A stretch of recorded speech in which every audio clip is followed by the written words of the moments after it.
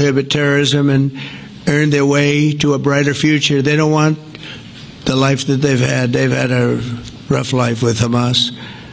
If the Palestinian Authority does not complete the reforms that I laid out in my vision for peace in 2020, they'll have only themselves to blame. We're giving them an amazing footprint, and they have amazing support from the leaders of the Arab world and the Muslim world, the great leaders. These are great leaders. These are unbelievable leaders that have built great countries and very wealthy countries.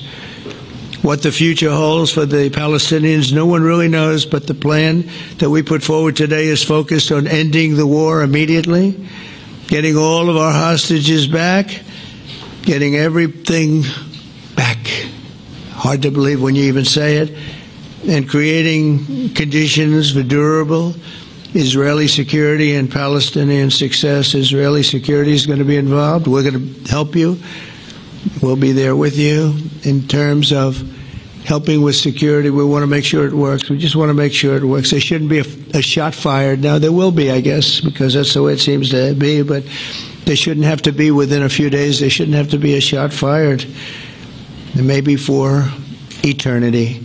Wouldn't that be nice? I hope it's true. I can tell you the leadership of that region feels that there's a good chance of it being true. So this will lead to this agreement that we're talking about will lead to a sustainable long-term peace.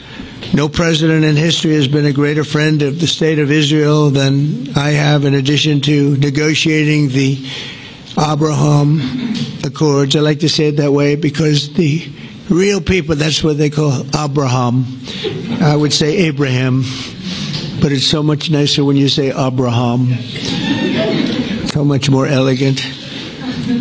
But the Abraham Accords, they're amazing. Jared, you did that along with your group of geniuses, and nobody thought that could be done. We have 4 countries, and Sleepy Joe Biden didn't do a thing. He didn't even know what the hell they were. He should have had them full up. But I think this will also lead to packing them.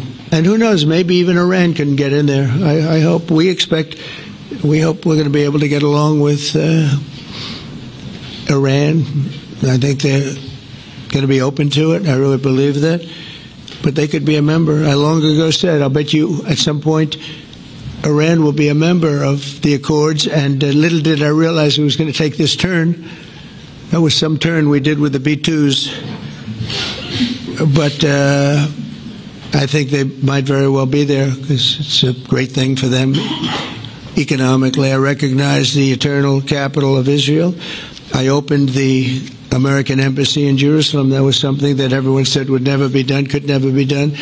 Virtually every president for many, many years, for decades, would campaign on making Jerusalem the capital of Israel. They campaigned on it over and over. Is that right, Steve? Is that right?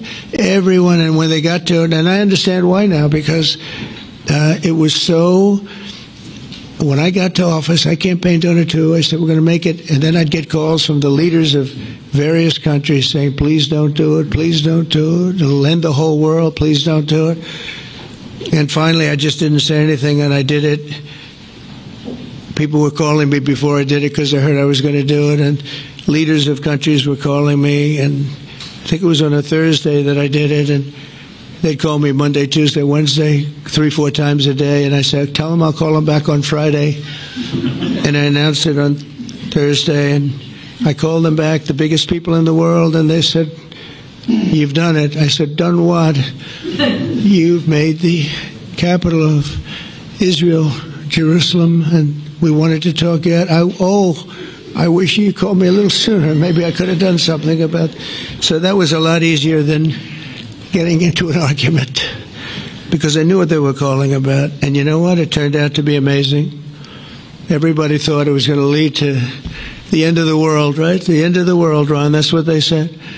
It didn't lead to anything. It just led to something that I promised, and something that was very, very popular for Jewish people and a lot of other people too. I recognize Israeli sovereignty over the Golan Heights, and I cut taxpayer funding to the corrupt United Nations Relief and Works Agency. And United Nations was interesting because, as you know, a few days ago they introduced me. Ladies and gentlemen, The President of the United States, I'm looking at my teleprompter, and the thing was dead, stone cold, dead. The thing